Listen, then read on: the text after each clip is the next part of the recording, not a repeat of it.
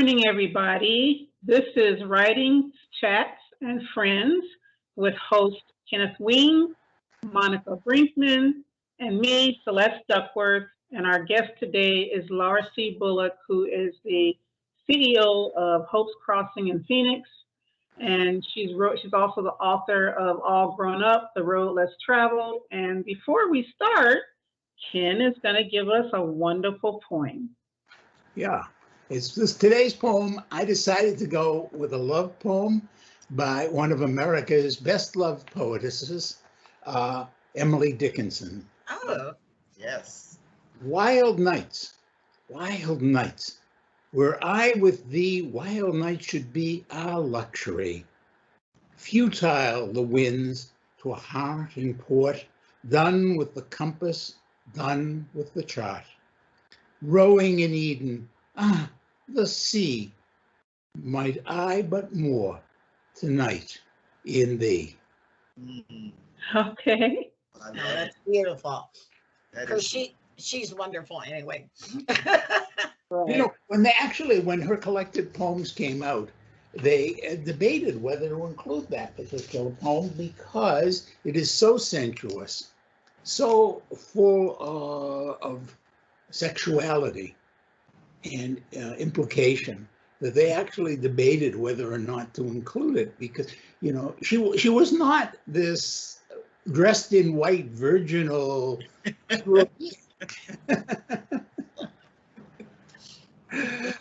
So, Laura. Yes. Welcome. Yes. Just for full disclosure, I met Laura many years ago up in Phoenix, thanks to Celeste. And at that time, we were talking about your program, Hope's Crossing. Yes. And why don't you just quickly explain to the audience what Hope's Crossing is?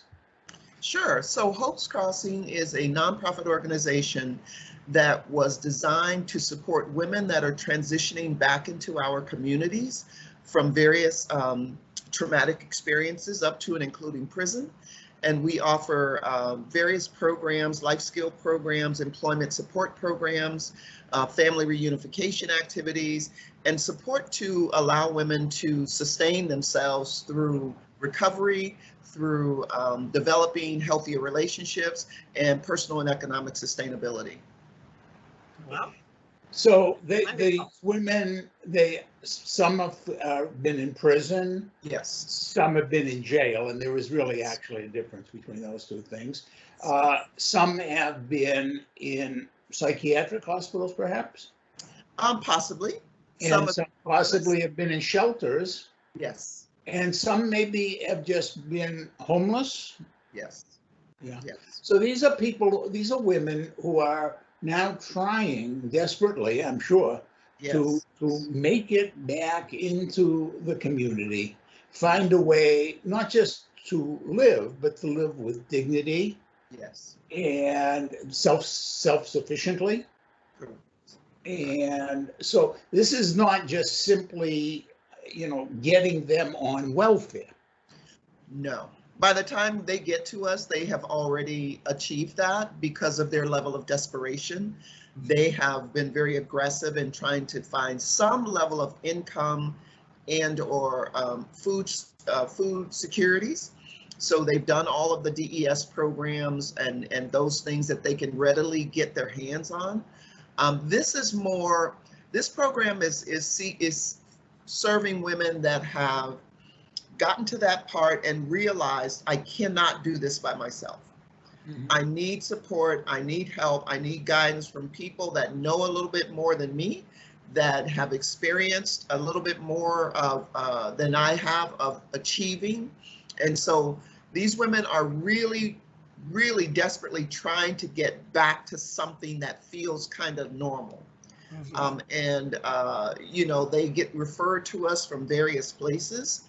We have collaborative efforts with the jail and the prison system, and a lot of agencies in the community that don't necessarily provide the level of support that we provide, but maybe, for example, substance abuse treatment and education programs will refer women to us for the emotional support and the self-esteem building, the confidence building, and those types of services. So there's a lot of collaboration that we're doing in the community to connect with the population that we serve, as well as making sure that women have all of the navigation support that they need for other services in the community.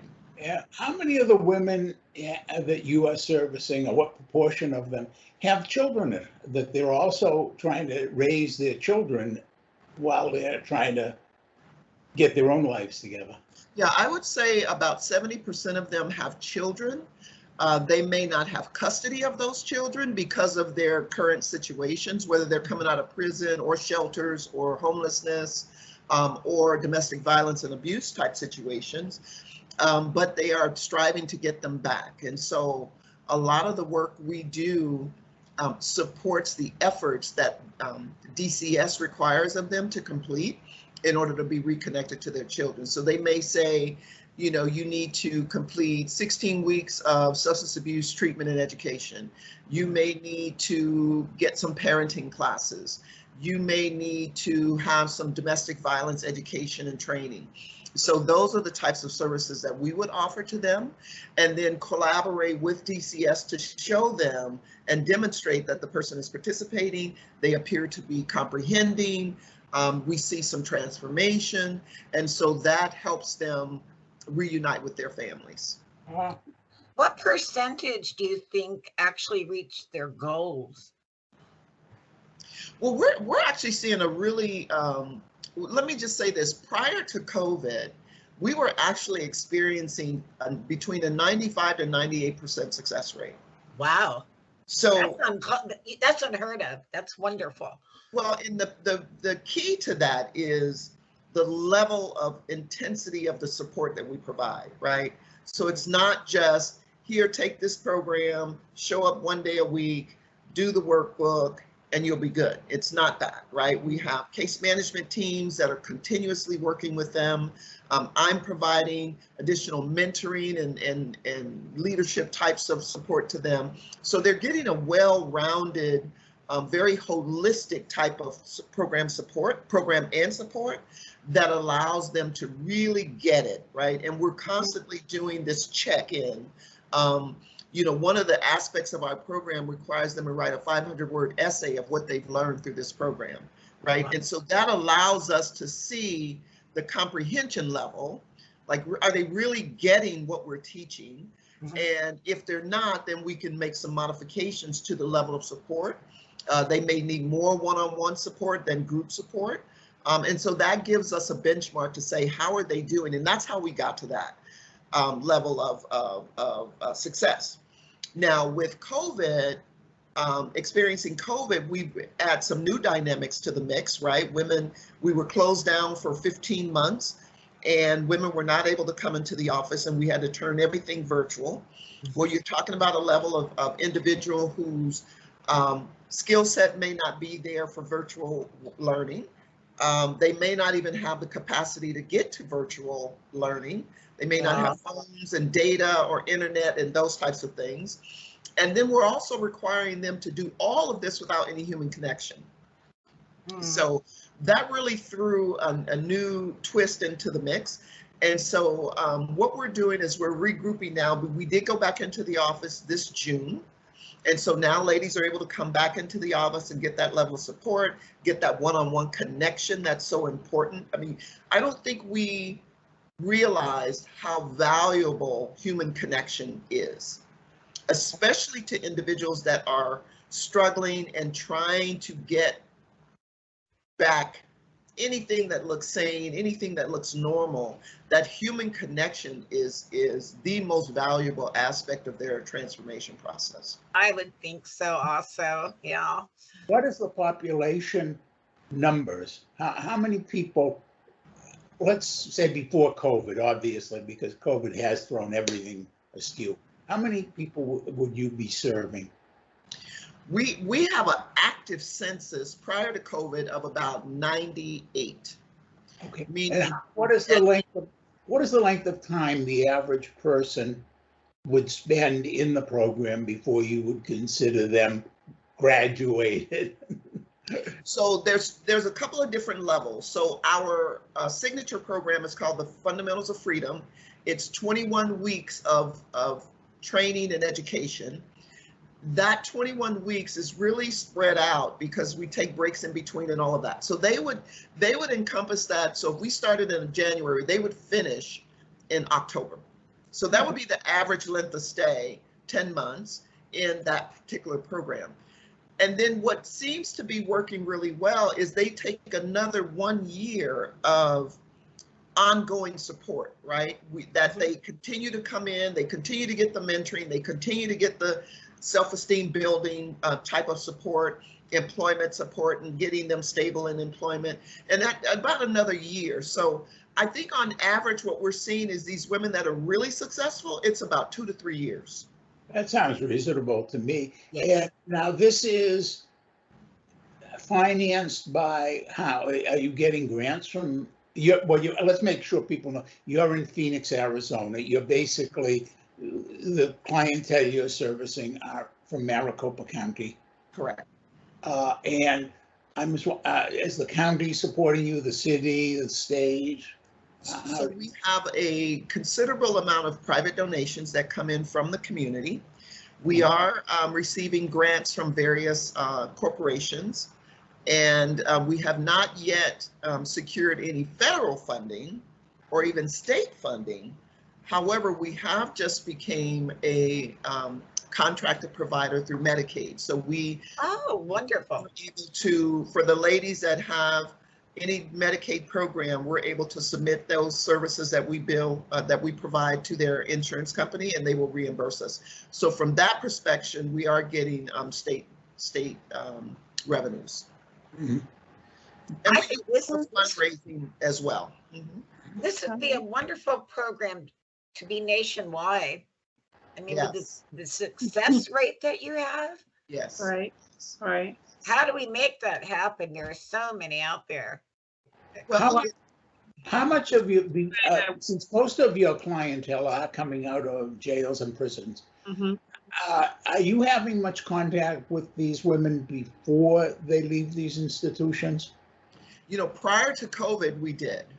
We would go into the prison once a month, and we were able to present to a group of ladies that were what they call 90 days from the gate, meaning they had 3 months prior to their discharge, and we would be able to present our programs and present our services to them.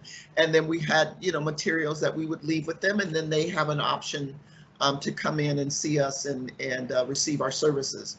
But when COVID hit, of course, they closed all of those community contacts, and we kind of lost that connection between the inmate and ourselves, and we had to rely on getting information to corrections officers, to the folks that are inside the prison, and rely on them to communicate that to the inmates, which has been very, very difficult because they too are struggling with their own challenges of COVID and how do they reinvent themselves in this time.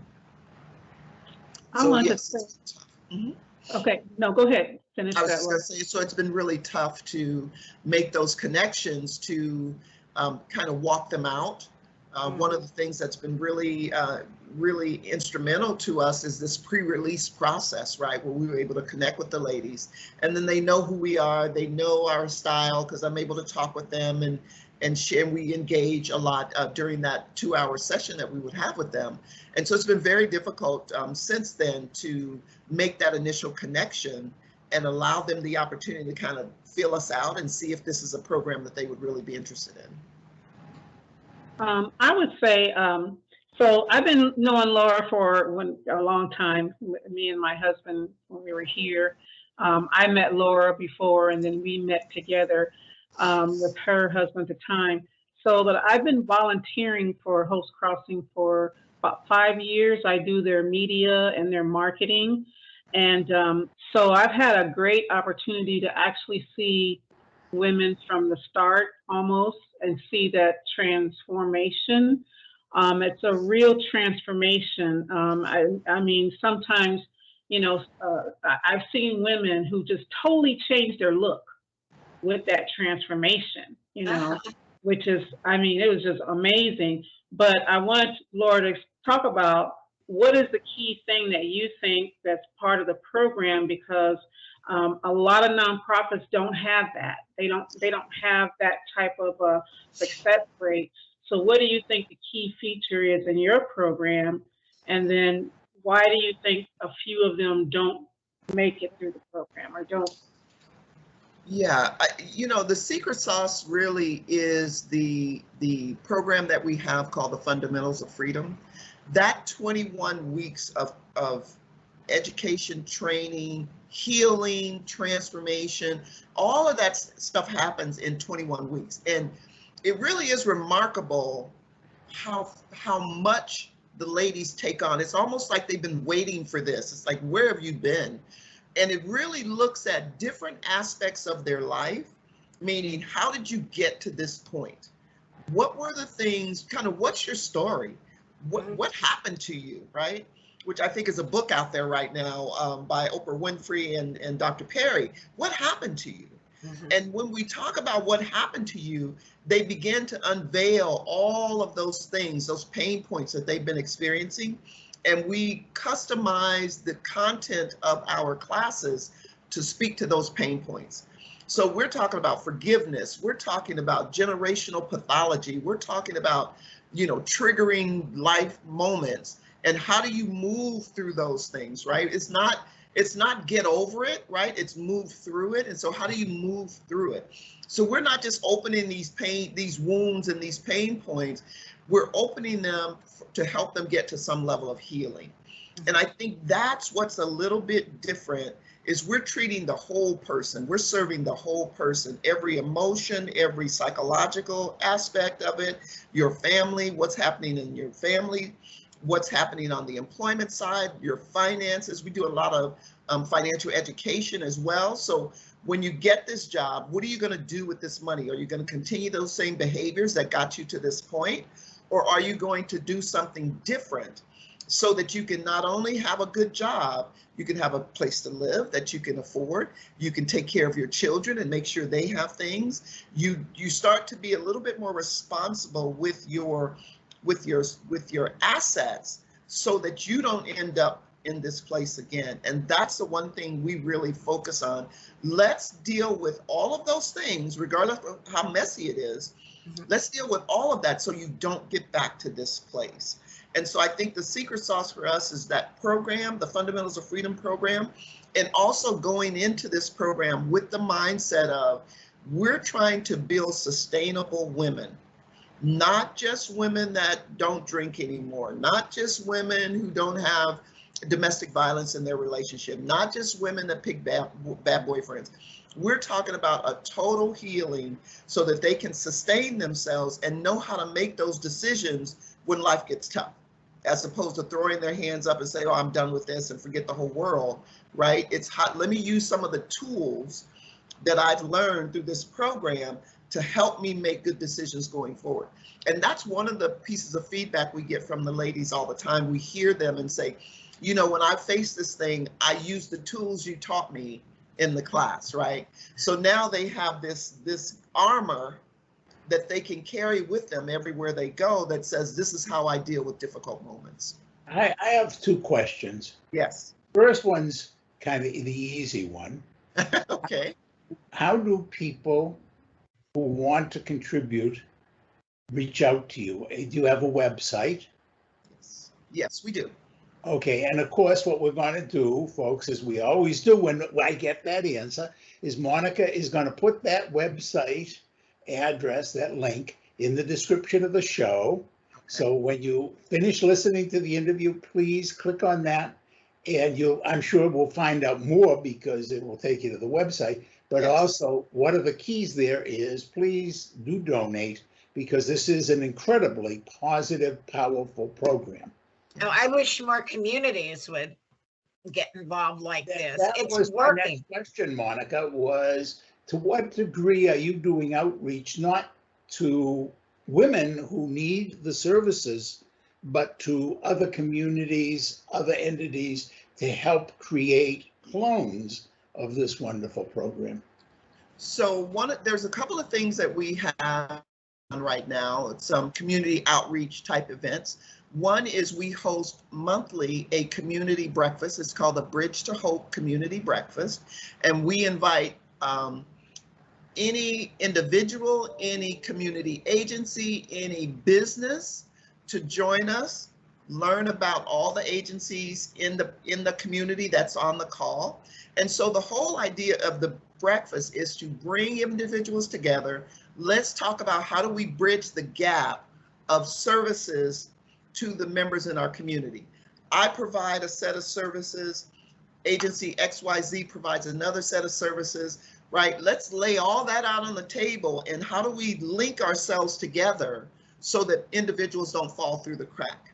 One of the initiatives that we've launched a couple of years ago that we continue to focus on every year is No Woman Left Behind. We have to make sure that every woman is connected to all the services they need so they are not left behind. We need them to be whole, and we need them to be healthy so that their children can be whole and healthy, and we have a generation that's being recreated, you know, season after season after season of whole and healthy individuals. So that's one initiative, the community breakfast.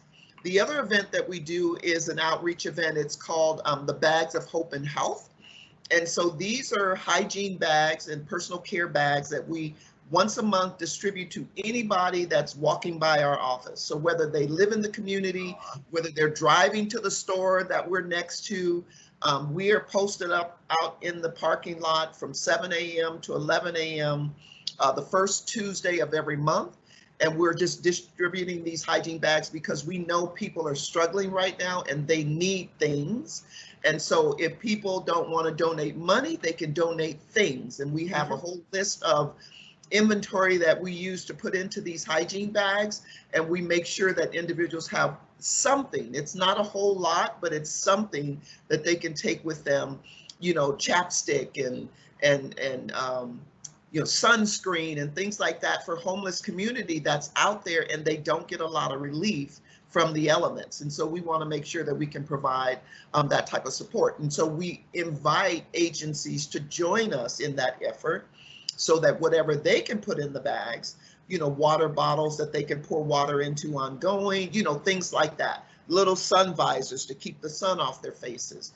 Things that we don't normally think about that individuals need that are in the elements, that's what we're trying to provide through the Bags of Hope and Health. So those two outreach initiatives are things that we're doing, and we're always looking to partner with other agencies because we do have a program that we offer virtually.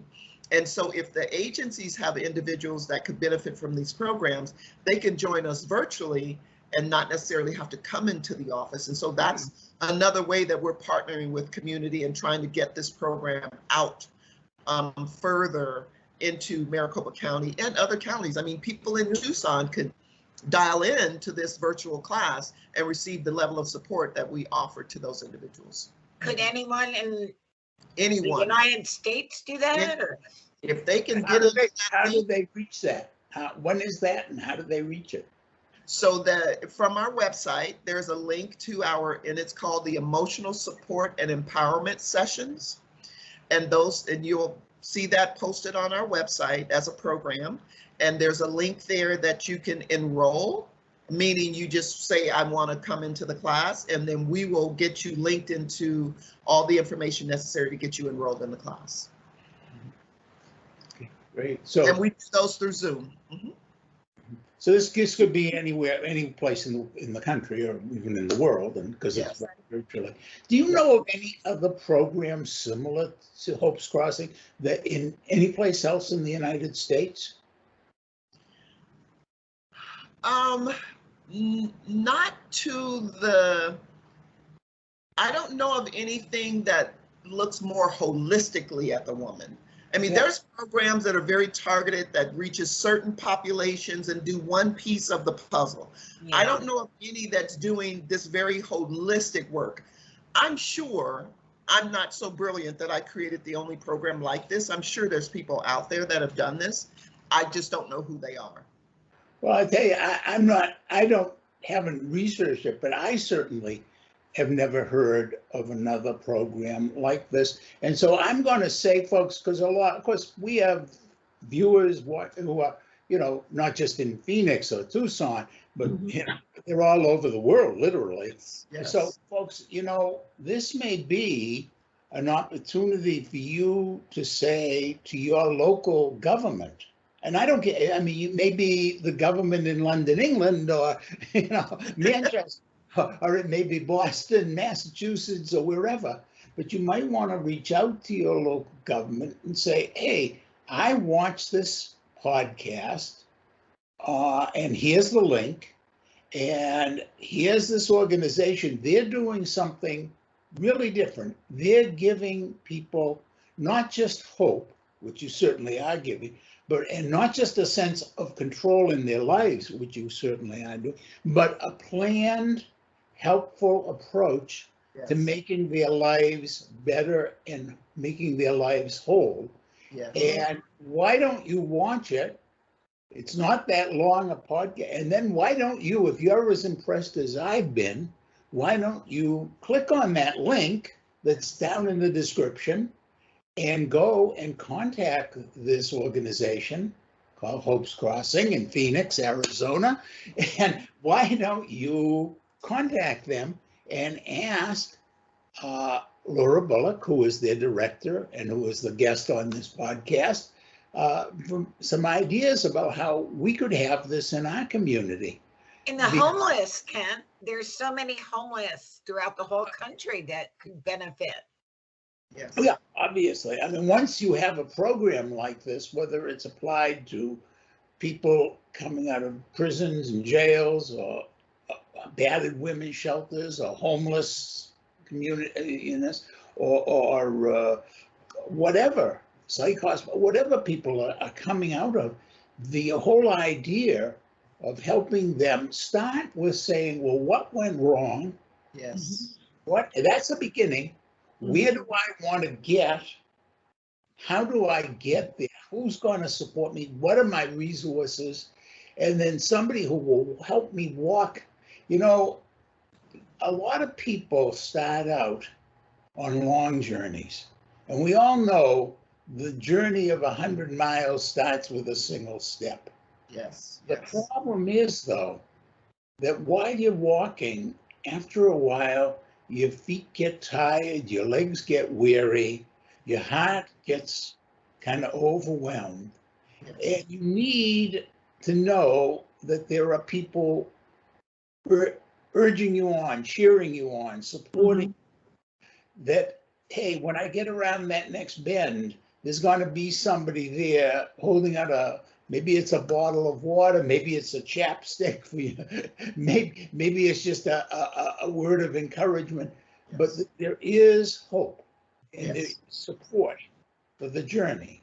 And I think one of the things that we really need in this country and in the world is to remember that all of us are on a journey. We're all on a journey. Yes. And what we need most to keep us going is the support of one another. Yes. Yes. Well, That we is so can do it. Yeah. beautifully said. Yes, Right. And I think as you were describing this journey and coming around the bend, I instantly thought about the Tour de France.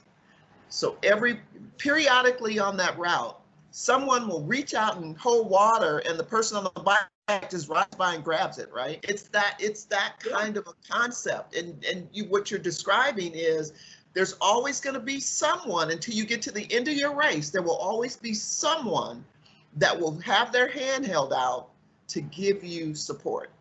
And that's the picture that Hope's Crossing wants to paint for people, to know that. And it doesn't matter for us.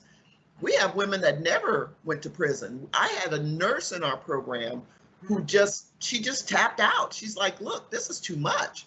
She had a very traumatic marriage, and she never did drugs. She never, she never drank and never had alcoholism problems and things like that. She was just tired.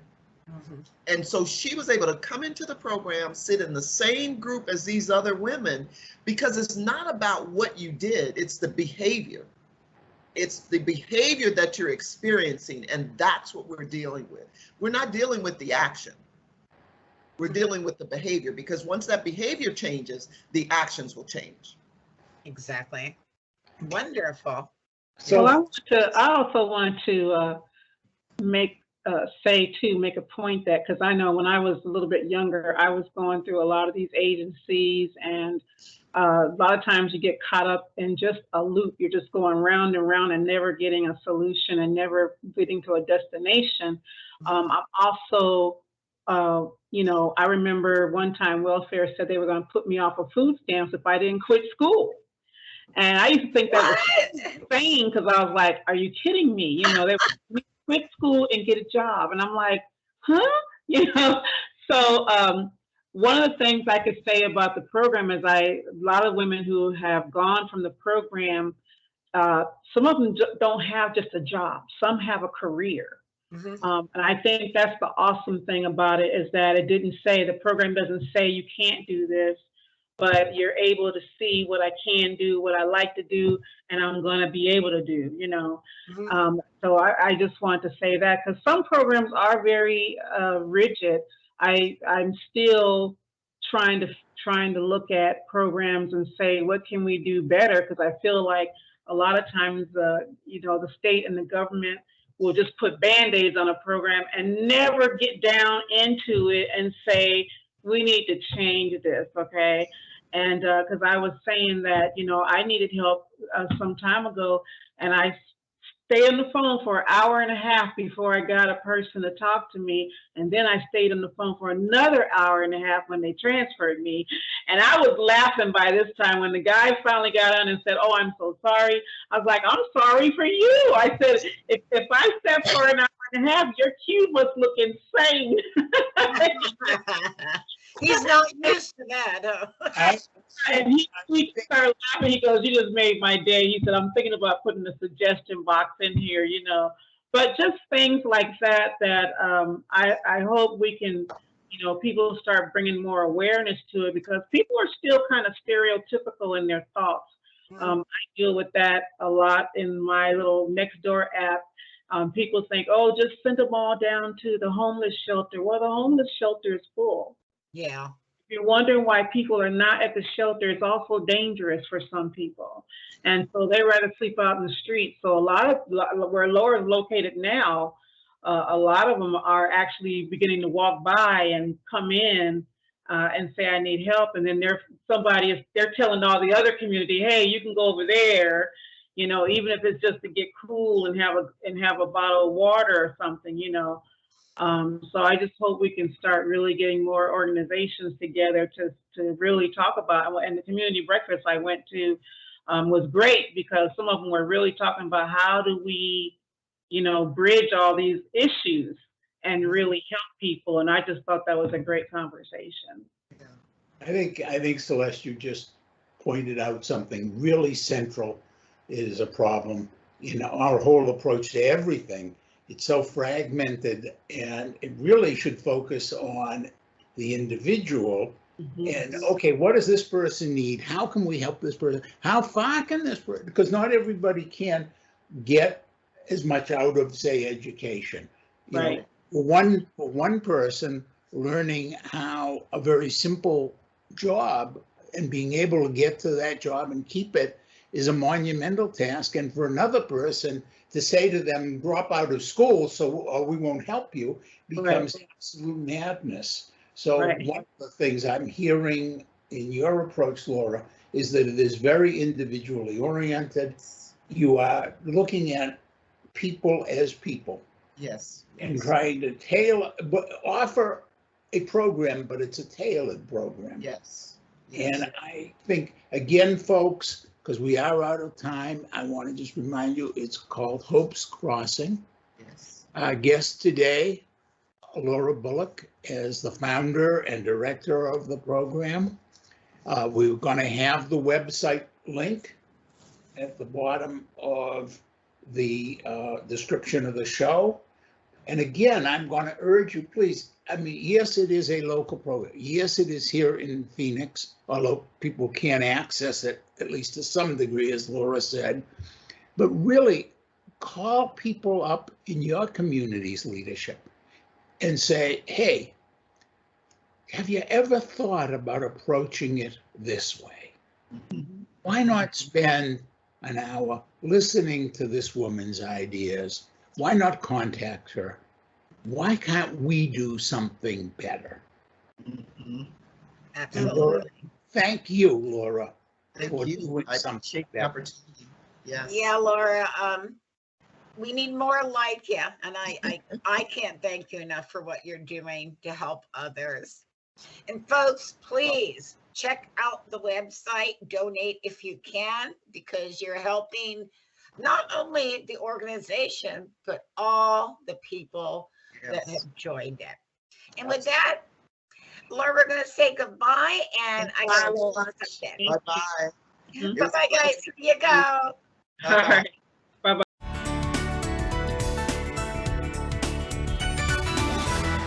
Hi, I'm Councilwoman Laura Pastor, and I am here in the heart of the city.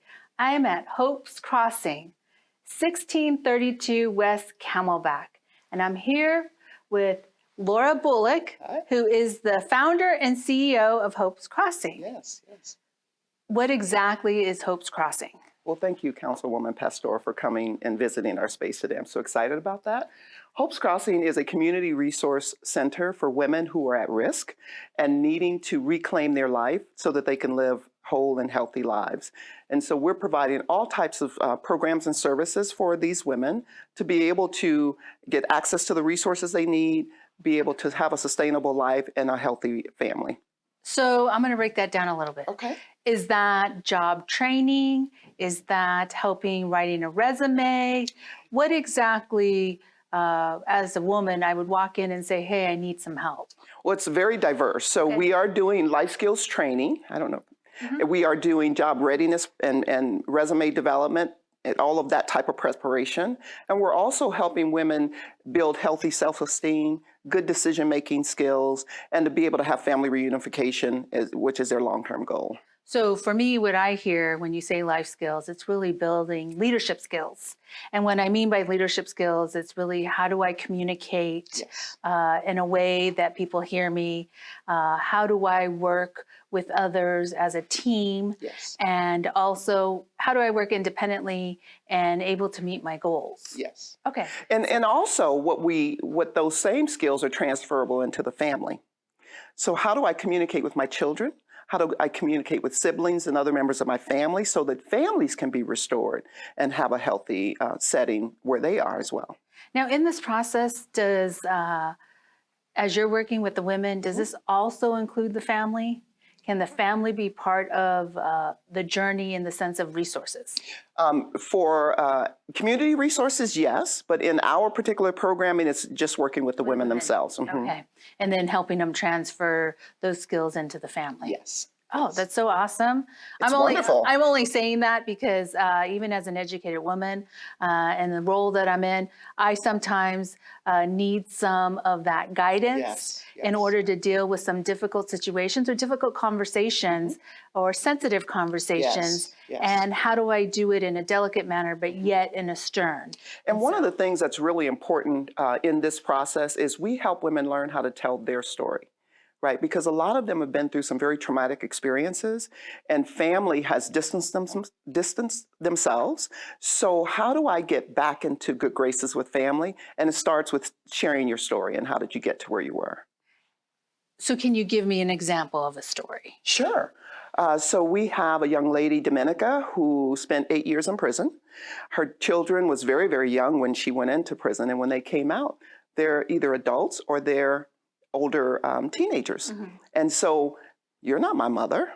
What do you mean? You want to give me discipline? You want to talk to me about what my life should look like? You've been away.